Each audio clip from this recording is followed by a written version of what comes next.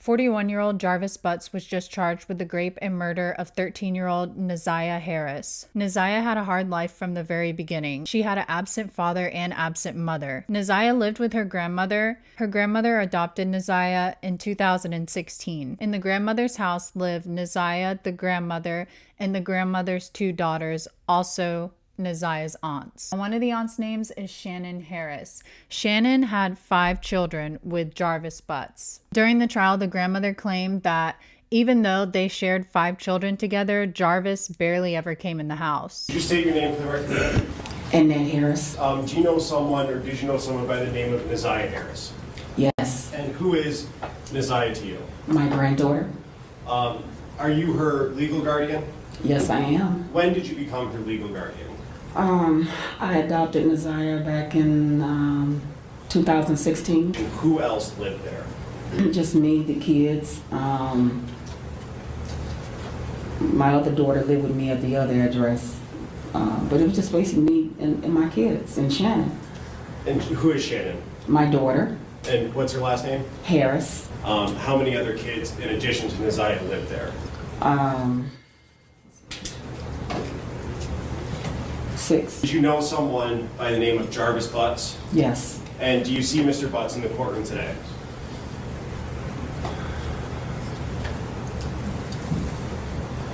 If you need to stand up and look around.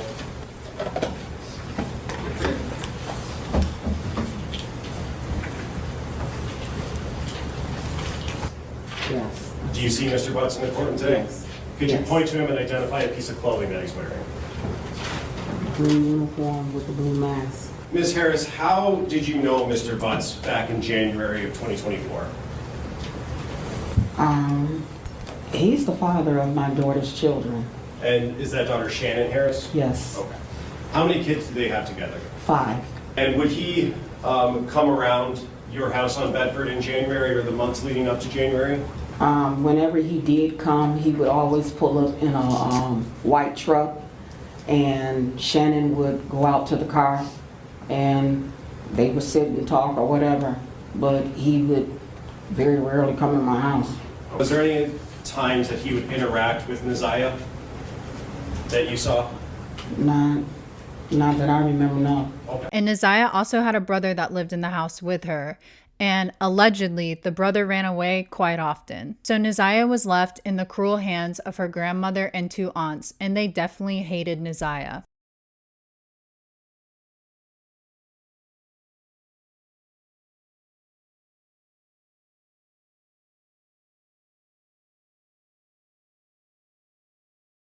In court, the grandmother definitely comes across as unempathetic and didn't seem to care at all. She adopted Neziah, but she didn't treat her like a child or like you should treat a child, much less a granddaughter. She almost even refused to say the word granddaughter along with Neziah's name in court. Is her birth mother still around? She is. Okay. Does she have a relationship with her? No. She doesn't have any type of relationship, no contact with her that you know of? Well, let me say this. I don't deal with my daughter, so she really didn't have no contact with Neziah like that. She only came around now and then. And did Neziah have any close relationship with any of these children particularly? She was close with my granddaughter, one of my granddaughters, yeah. Which granddaughter is that? Neziah. I mean, Janiyah. Okay. All of their names are similar. So on January 9th, you took her to school, correct? Correct. And you said it was her and 2 of your other children that went to the same My school? 2 other children and my daughter's children. I dropped them all off. And you said that you noticed that she did not come home at her normal time. Correct. All right. You did not call the police then, correct? No. Driving around looking for her. My daughter reached out to some of her classmates. I did nothing. And that morning, I got up, and like I said, I went straight to the school. And from there, I was on my way to the police station to make the report. So the first report you made to the police was the next morning. Yes. Do you know approximately what time? School starts at 7:30, so I got there at 7:30. They got there about, I don't know, maybe 8. So you didn't go to the precinct, you went to the school, and the school called the police? Yes, they called the police because I was really ready to leave, and the dean said, no, stay here. She said, and we'll call the police. At any time, now, I think you did indicate that Mr. Butts would come over, and I think you said he would rarely come in, correct? Mm-hmm. But he would come in on occasion, correct? Not really on occasions, because most of the time when he came in, he would pull up in my driveway, and my daughter would go out to the truck, and a lot of times the kids would go out to the truck. So it was very rare if he ever came in my house. I have a feeling that Neziah was nothing more than a paycheck to the grandmother. On January 9th, 2024, Neziah was last seen getting off her school bus at the corner of Cornwall and 3 Mile Drive in Detroit. That's on Detroit's east side. Her body has still not been found to this day, so the case against Butts has been completely circumstantial, but here are the circumstances. So on January 9th, 2024, Neziah takes the bus to school. She has her hair in 2 braided puffballs, clear frame glasses, a white sweater with a black jacket over it. She's also wearing a Rugrats puffy jacket with a fur-lined hood. She has light blue jeans and Nike shoes on. There is a video of Neziah getting on the school bus. Neziah then logs into a tablet that she uses and takes one last photo of herself. Using that same tablet, she also sends a message to Butts indicating that she would be meeting up with him after she got out of school that day. There is a video of her getting out of school at the end of the day in the same clothes. Once Neziah gets off the bus, she then meets up with Butts and one of his co-workers, and all 3 of them go to the auto shop. Mr. Rick, do you know someone named Jarvis Butts? Yes, I do. How do you know Jarvis Butts? I first met him, we worked together at a shop called Frank's, and then we owned the shop together. Tell me what happens when you go to the auto parts store. Before that, I called them. They ordered the water pump, so we went and picked it up when they called and said it was in. We got in the truck, went to AutoZone, got the water pump. On our way back from AutoZone, I believe we forgot something. So we ended up turning back around, going back to AutoZone, grabbed whatever we forgot, came back. And on our way back, we was coming down Harbor. Jarvis said, I see my niece right there, she walking. We pulled into Angel's liquor store. I still didn't see her. He pointed across my face, said she right there. She was coming across the street at that time. She got in the truck with us, she spoke. Hi King, hi Jay, and we proceeded back to the shop. Who's driving? Jarvis, Okay, and where are you at? passenger seat. Okay. And you said when you guys are heading back to the shop the second time, that's when you said Jarvis spots someone? Yes, Who does he say that he spots? his niece. His niece, okay. And do you recognize his niece? Yes, when I see her, when he pointed her out to me, yes, I recognize her walking across the street. Okay. And so you guys pull over. Where does she get into the car at? I believe she getting behind me, so the back seat behind me. Okay. Does Jarvis say anything to her? Yeah, she speaks to both of us, and we speak back. Okay. What does he say to her? Hi.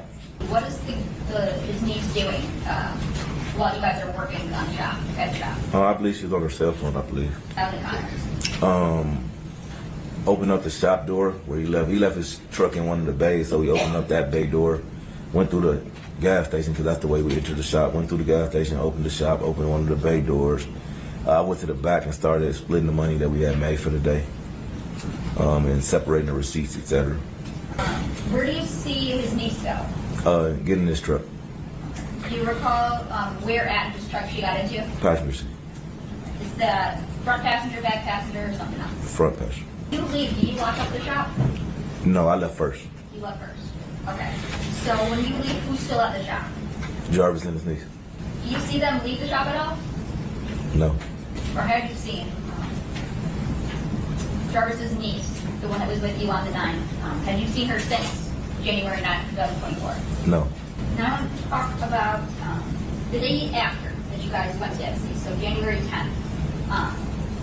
Do you recall if Mr. Butts was at work that day? I don't think he was. What makes you think that he wasn't? I believe he called me like 3 times, 4 times. No reason for him to call me if he was standing right next to me. Did Jarvis Butts ever mention to you about his niece being missing? No. Naziah is then seen by Butts' sister at the auto shop. For the record, Tijuana Butts? do you know someone named Jarvis Butts? Yes, And how is it that you know him? he's my brother. Miss Butts, where did you know Jarvis to work? At a shop on Warren and F, called Frank's, and then he moved to a shop on Hopper and Connors. I don't know the name of it. I remember talking to Detroit police back on February 26, 2024. Yes, What's the reason that you went and talked to Detroit police? I had reason to believe that I saw Naziah the day she went missing. What makes you believe that you saw Naziah on the day she went missing? From the very beginning, where is it that you think you saw Naziah? At the shop on Harbor and Connors. Okay, and whose shop is that? My brother Jarvis Butts and his partner. What's the reason you were at your brother's shop that day?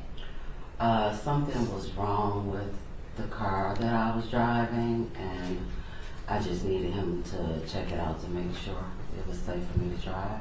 At 9:30 p.m. till 12:30 p.m., Butts checks into a motel. There is a receipt confirming this, as well as his phone placing him at that location. Naziah is never seen again after January 9th, 2024. Now that we've gone over the timeline of events, let's break down a little bit more the relationship between Butts and Naziah. Now, during the trial, the officer in charge of the investigation read some of the text messages out loud between Butts and Naziah, dating all the way back to 2022. Now, the text revealed that Butts was sending inappropriate messages to Naziah and also requesting her to send nude photographs. A text message later in 2023 revealed that Naziah thought that she could be pregnant and talked about having trouble in school due to the baby. Now, phone records and online searches show that Butts knew Naziah was pregnant, and he began searching online about abortions, abortion pills, and drinking red antifreeze. Now, authorities claim that Butts had been grooming Naziah since 2022 before killing her in January of 2024. Now we'll take a look into Jarvis's dark criminal history. He was charged for reportedly sexually abusing 2 other young girls, as well as 1 conviction for sexual assault in 2005.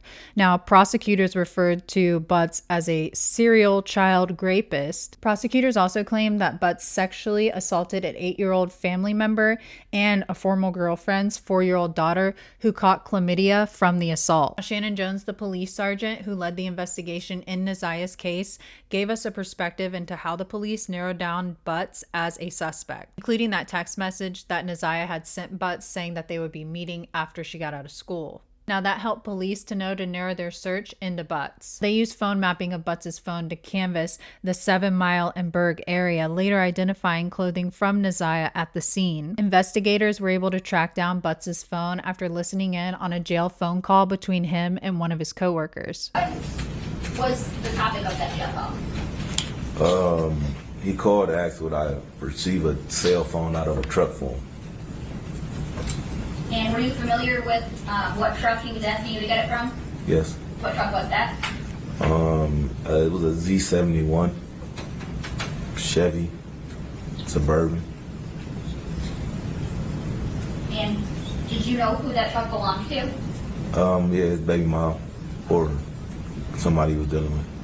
Successful in getting that cell phone from the vehicle like Mr. Butts asked you to? She came up there, but no, I wasn't successful. It wasn't there. Okay. And there was also blood evidence that was brought up in this case. The Michigan State Police Crime Lab pointed to multiple stains that tested positive for blood on both a black sweatshirt that was worn by Butts that day and a pink bodysuit worn by Harris. Mr. Butts targeted and befriended women to have sexual relationships with their young daughters. He was an expert groomer that came across a child that was in the perfect situation for him to take advantage. And poor Neziah had no one to protect her, not even her own family. Neziah was literally on her own since the beginning. She had no one to protect her. As a matter of fact, it seemed like everyone was out to get her. This is a sad case, and may little Neziah rest in peace.